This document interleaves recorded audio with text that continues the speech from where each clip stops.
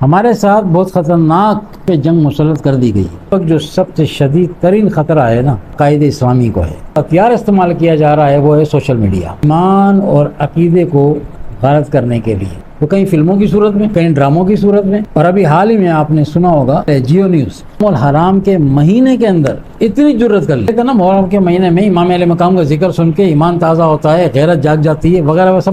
اس دجالی channels جیسے اور بھی ہیں میڈیا، دجالی میڈیا جو ہے، یہ دیکھیں کس طرح آپ کو چیک کر رہے ہیں، کس مہینے کے اندر جس میں امام علی مقام کے چرچے گھر گھر گلی گلی ہوتے ہیں، انہوں نے اس وقت اس چیز کو ٹارگٹ کیا، اس پہ چھیٹا مارا وغیرہ وغیرہ۔ اس تمیز کا مقصد یہ ہے کہ محرم الحرام شریف میں اتنا بڑا معرکہ کربلا ہے، اور یہ دیکھیں کہ اس وقت عالم اسلام کو کس قدر چیلنجز کا سامنا ہے، تمام جو بھی اسلامی ممالک ہیں ہمارے، ہر ایک اسلامی ملک میں چیلنجز الگ الگ ہیں۔ ہم دیکھ رہے ہیں کہ فلسطین میں جو کچھ ہو رہا، تو فلسطینی ہمارے مسلمان بھائی بہنوں کو جو چیلنجز ہے وہ دنیا دیکھ رہی ہے، ٹھیک ہے۔ یمن کے اندر چیلنجز ہے، وہ بھی ہم دیکھ رہے ہیں۔ سوڈان کے اندر کیا ہو رہا ہے، کشمیر کے اندر کیا ہو رہا ہے، اور آ جائیں کہ پاکستان کے اندر کیا ہو رہا ہے۔ تو پاکستان کے اندر ایسی کوئی دو بدو لڑائی تو نہیں ہے جیسے فلسطین میں ہو رہی ہے۔ پھر ہمارے ساتھ کیا ہو رہا ہے، ہمارے ساتھ بہت خطرناک ہم پہ جنگ مسلط کر دی گئی، اور یہ ابھی کی باتیں تو کافی عرصے سے سسٹم چل رہا ہے، اب یہ اپنے پک پر جا رہا ہے، اور ہم جو ہیں وہ خواب خرگوش کے مزے لے رہے ہیں کہ سب ٹھیک ہے، دال روٹی چل رہی، سب ٹھیک چل رہا ہے۔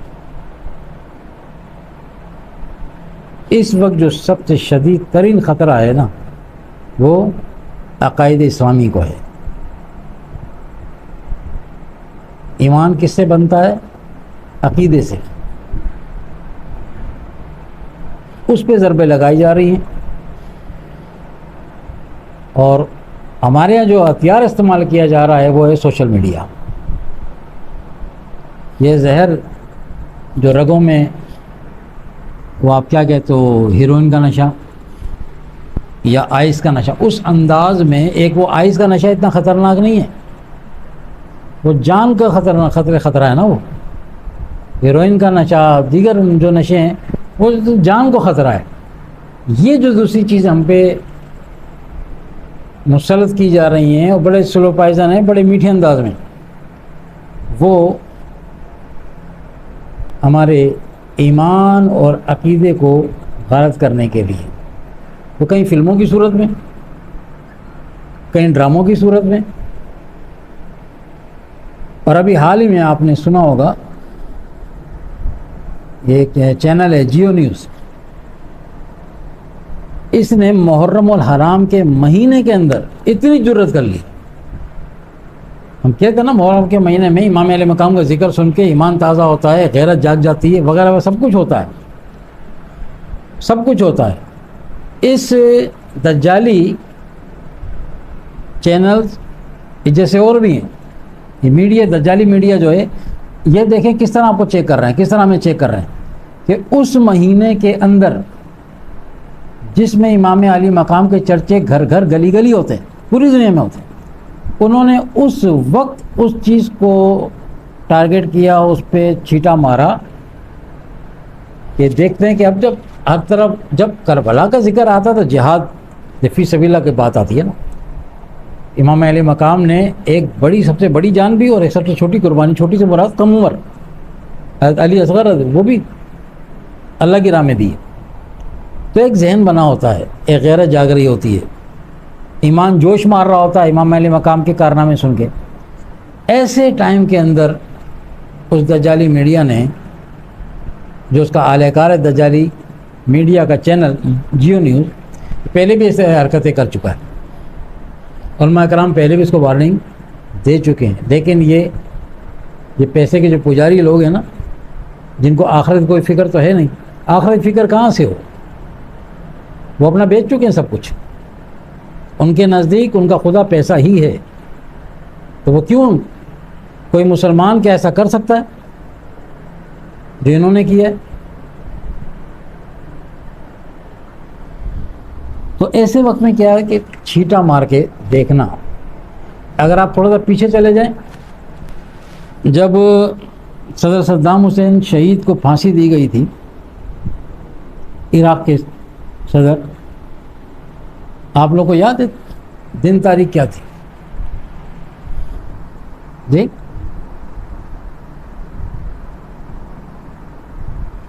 عید بھی کون سی؟ عید بھی کون سی؟ عید الاضحیٰ، جس دن حرم میں ہزاروں نہیں لاکھوں مسلمانوں کا اجتماع ہوتا ہے. مرکز پہ پوری دنیا کے مسلمان جمع ہوتے ہیں. انہوں نے اس دن صدام حسین کو پھانسی دی تھی اور اس کو انہوں نے وائرل بھی کر دیا تھا. یہ سب کیا تھا؟ اسی دن کا انتخاب کیوں کیا گیا؟ دبی دبی سی آوازیں آئیں، دبی دبی آوازیں کہ دینی تھی کوئی اور دن مقرر کر لیتے، یعنی منع پھر بھی نہیں ہے، دے لیتے ہیں، لیکن کوئی اور دن مقرر کر لیا تھا. یہ مسلمانوں کی عید کا دن تھا، تہوار کا دن تھا، اس دن ان کو پھانسی دینا یہ غیر اخلاقی ہے. آپ انہیں اخلاق سکھا رہے ہیں. انہیں اگر اتنی اخلاقی پرواہ ہوتی وہ آپ کے دین کے دشمن ہیں. ہمیں وہ فوبیا ہو پڑا ان کی طرف سے کہ وہ بڑے مہذب لوگ ہیں. وہ دیکھ لو ان کی تہذیب کیا ہے کہ وہ جب دشمنی پر اترتے اسلام کے ساتھ پھر وہ کوئی کسر چھوڑتے نہیں ہیں. تو انہوں نے بقرعید کا عید الاضحیٰ کا 10 کا دن جو چنا، جان بوجھ کر کے وہ دن انہوں نے چنا. آگے پیچھے کر سکتے تھے، نہیں کیا کہ ہم ان کا صدام حسین جو اسلامک ہیرو ہے ایسا ہی تھا، ٹھیک ہے، اس دن اس کو ہم پھانسی دیکھتے ہیں. اگر کہیں سے دیکھتے ہیں کہاں سے آواز اٹھتی ہے، ہم نے جتنی محنت کی ہوئی ہے ان کے اوپر دیکھتے ہیں ابھی بھی کوئی ہلچل باقی ہے، کوئی رمق باقی ہے ایمان کی، غیرت کی. اگر ہوگی تو کہیں سے آواز آئے گی، پھر ہم اس کو بھی دیکھ لیں گے. لیکن دیکھیں تو صحیح نا اس دن کر کے. ایک آواز مرد مجاہد جسے کہتے ہیں نا، ایک آواز کہیں سے بھی نہیں آئی.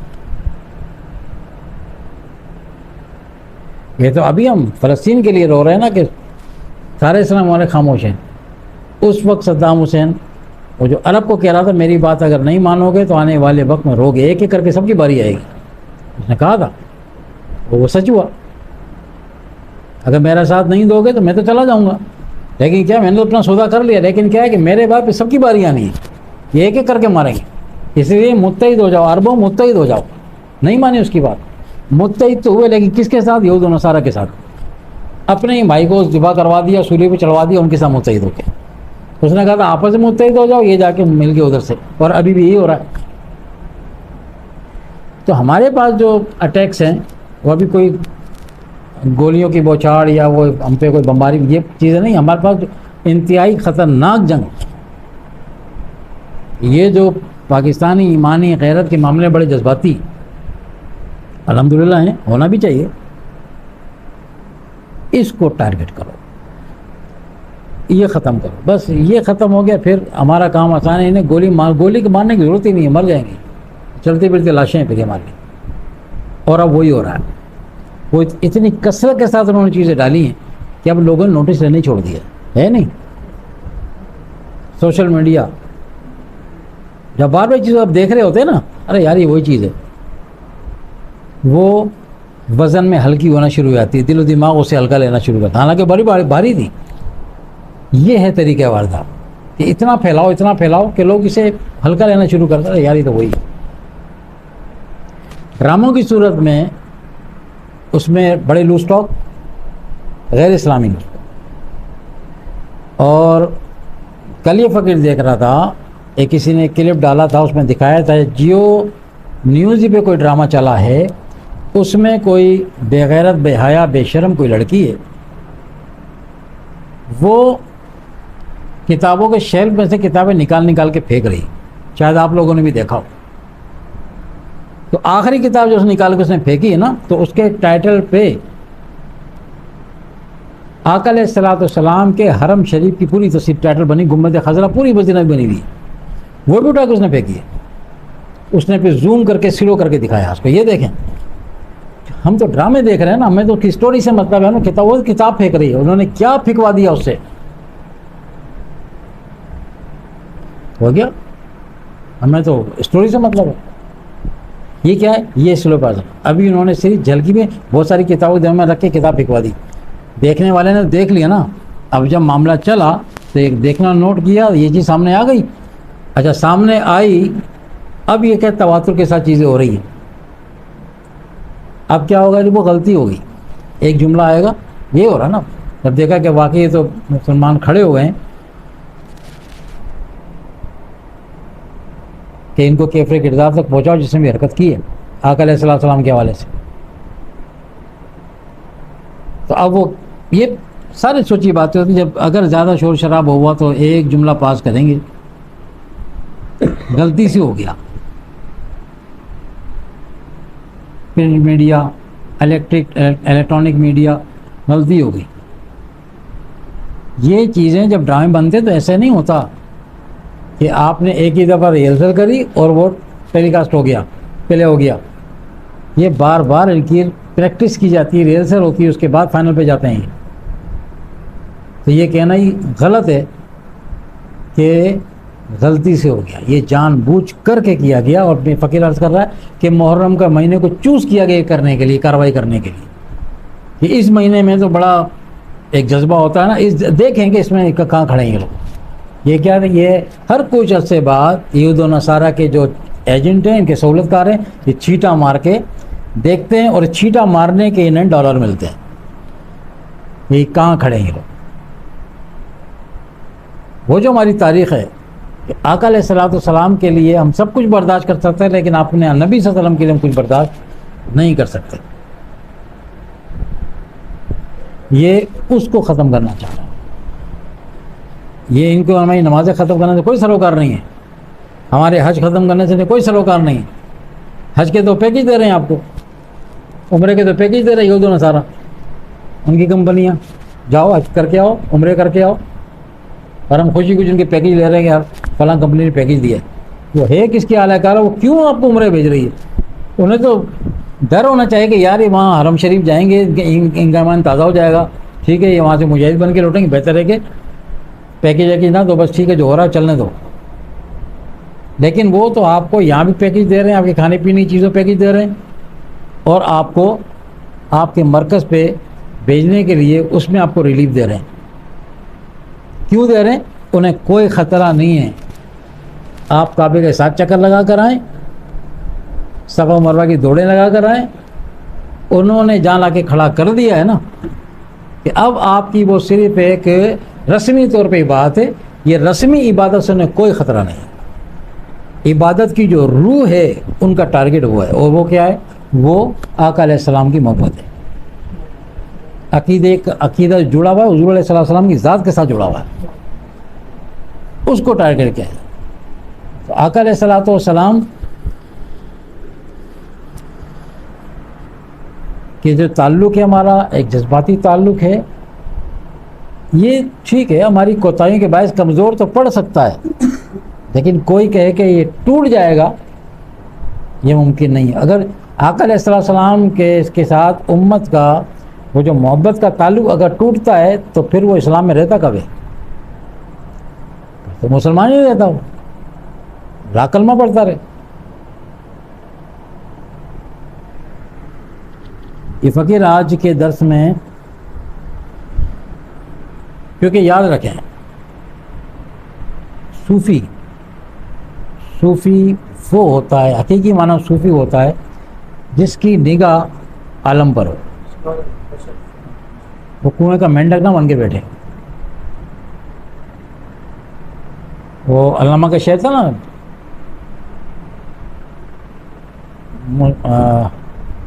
کہ مسجد میں اذان کی اجازت, نادانی سمجھتا ہے کہ اسلام ہے آزاد. ایسے ہی نا, ملا کو جو ہے مسجد میں اذان کی اجازت نہیں, آزادی سے اذان دے رہے ہیں نا, ہمیں کوئی روک ٹوک نہیں ہے نہ اذانیں دینے میں, نماز پڑھنے پہ. تو علامہ نے کب شعر کہا تھا کہ ملا کو جو ہے مسجد میں اذان کی اجازت آزادی سے دے رہا, کوئی روک ٹوک نہیں ہے. نادان یہ سمجھتا ہے کہ اسلام ہے آزاد, میرا کام تھا اذان دینا, میں فارغ و تحصیل ہو گیا, کوئی ذمہ داری, اس کی نگاہ صرف مسجد کے آتے ہیں کے اندر بس. باہر کیا ہو رہا ہے, دنیا میں مسلمانوں کے ساتھ کیا ہو رہا ہے, اسلام کے ساتھ کیا ہو رہا ہے, اس سے کوئی سروکار نہیں. وہ جو علامہ اقبال نے اس ملا کی بات کی نا, ہم میں سے ہر ایک کو ملا ہے. جو ہمارا حال ہو گیا ہے, یا میرا کام تھوڑی ہے وہ فلاں کام, وہ جو دین کا علم رکھنے والے ان کا کام ہے, میرا کام تھوڑی ہے. یہ کہاں لکھا ہے کہ جس کے بعد دین کا علم ہوگا وہی جذبے بھی رکھے گا؟ کس چیز سے دستبردار ہو رہے ہیں؟ یعنی یہ احساس تک ختم ہو گیا ہے. تو اس لیے علامہ اقبال کوئی مولوی صاحب تھے؟ ہاں, وہ درویش سے بندہ تھا, اور اس درویش کی نگاہ جو تھی وہ ایک مسجد کے مولوی سے زیادہ پوری دنیا کے اوپر تھی, اور اسلام کے ساتھ کہاں کیا ہو رہا ہے اس پہ ٹارگیٹ تھی. اسلام کا درد تھا اس کے سینے میں.